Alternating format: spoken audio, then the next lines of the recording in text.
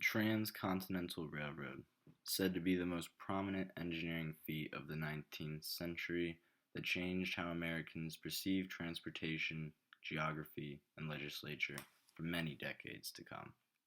During the 1860s, the Transcontinental Railroad explored the vast unknown of the western frontier by influencing explorers and surveyors to go deeper into not only the geography but also the culture of the West. The construction of the railroad led to encounters with Native Americans and with many Irish and Chinese immigrant laborers who exchanged their ideas and beliefs through their many work encounters. The discovery of gold in prime fertile land out in what was known as the Wild West of the United States was experiencing a very crucial technological era where the demand for a large-scale public transportation system was quite high. The Transcontinental Railroad forever changed public transportation while also improving the economy and led to many discoveries and inspirations still used to this day. Imagine yourself as a young engineer in a world barely even touched by the immense and unexplored science. You have many ideas on what to do and how to execute them while you watch President Abraham Lincoln explain the goals of the Transcontinental Railroad. This is what Grenville Mellon Dodge and Asa Whitney, both two young railway engineers, were experiencing as they influenced Lincoln to increase productivity on the railroads. These men were exactly what Lincoln needed to put the United States on the right track for unification.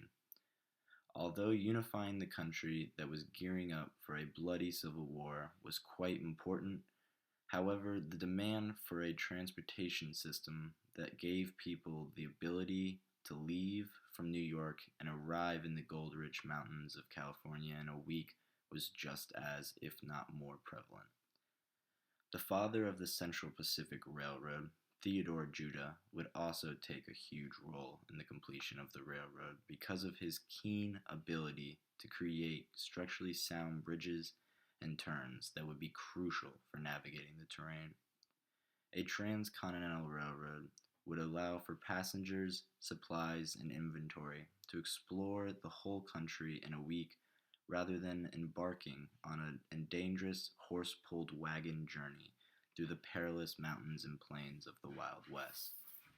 Many questions were still posed, such as how will the government fund a public work of this stature? This is where the Homestead Act of 1862 was initially used for. More land and money were federally granted to the larger railroad corporations to construct the tracks. This was not favorable with the Native Americans of the Great Plains, even with their several treaties and trade agreements with the Americans, because these very treaties were used to then obtain the lands occupied by the Indians. As progression towards the western coast increased, the amount of immigrants encountered from China and Ireland skyrocketed, especially the Chinese, who were known as the coolies. These workers continued to go headstrong into the construction of the railroad and were quite essential in its completion. It is December 1862, and President Abraham Lincoln has occupied his presidential role for almost 3 years and has been able to pass the Pacific Railroad Act of 1862, which essentially started the construction of the Central Pacific and the Union Pacific Railroads. The eastern terminus for the Union Pacific was to be decided at Omaha Railway Station in Nebraska and was slowly starting due to the lack of funds, while the Central Pacific had also been experiencing financial issues, delaying them until October 26, 1863. Specifically, the Union Pacific took a major toll in their financial status due to Thomas C. Durant, who was the general manager. He contracted his own construction company, the Credit Mobiler, and gave himself, along with fellow investors, hefty payouts, which ran the Union Pacific to near bankruptcy. Durant had hired Grenville Mellon Dodge, who dedicated his life to the Union Pacific, so much so that he and Durant would often argue about the intended track routes. The Central Pacific Railroad was monitored by mainly Theodore Judah. He was appointed by 5 investors who were in search for a railroad engineer with skills comparable to his, as well as someone with his enthusiasm. Throughout all of Judah's experiences and encounters with the Wild West, the most prominent was when he first witnessed the Sierra Nevada, which required a bridge known as the Donner Pass that was so crucial for the completion of the Transcontinental Railroad. Sadly, Judah fell ill and passed away right before the year of 1864.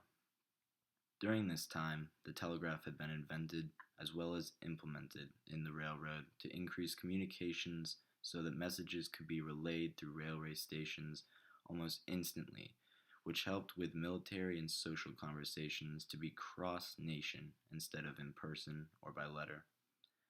All focus on what was intended to unify the United States was clouded and disoriented by the Civil War and was not resumed until 1865.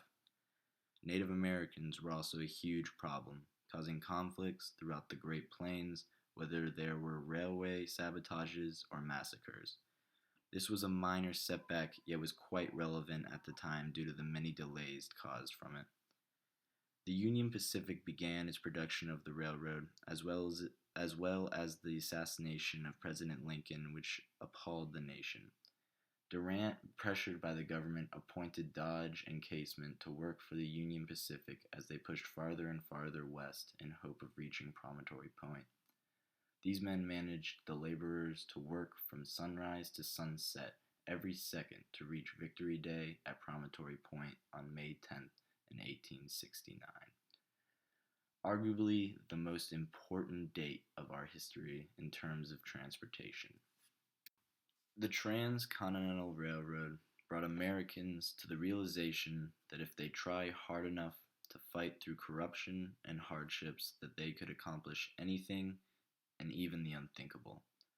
Communications and exchanging ideas became extremely less stressful because men and women could now contact friends and family through the telegraph and the railroad. Tensions with Native Americans grew quite strong after the completion of the railroad. Durant was persecuted for his many corrupt payouts to investors and himself, as this was considered highly illegal and detrimental to the image of big business owners everywhere. The Transcontinental Railroad led directly to the Indian Wars, which the Americans won through pushing the Indians all the way out of all U.S. territories. Indians would attack rail cars and sabotage tracks to delay the progression of the railroad, but this only angered Americans, which was quite evident through many massacres and killings that just intensified the aggressive manner of both sides. The railroad helped the American economy so much so that it retained $50 million of profit annually. This proved to be the spark for the second industrial revolution that occurred in the United States. After many years of mining and exploring, big business owners, commonly known as Carnegie Mellon and Cornelius Vanderbilt, used steel, which was then used for the tracks in railways everywhere. They were able to monopolize the steel industry by creating contracts with railroad corporations in need of steel for their tracks, which was almost a bottomless money bag for the two due to their constant expanding of America. During this time, immigration started to affect Americans so much so that they lobbied for a Chinese Removal Act that forced most Chinese Americans to return home. This caused much conflict between the Chinese and the Americans on social levels and on government and federal levels. The Transcontinental Railroad put a permanent mark on history in so many aspects. The Transcontinental Railroad explored new technologies, laws, and how to construct large-scale public works. It encountered different terrain and geography that had yet to be explored, nor had it been comprehended by this time. The railroad exchanged culture as well as different building techniques which were essential for future mass trading and communication. Abraham Lincoln once said that the Transcontinental Railroad was a symbol that America will never be destroyed from the outside. If we falter and lose our dreams, It will be because we destroyed ourselves.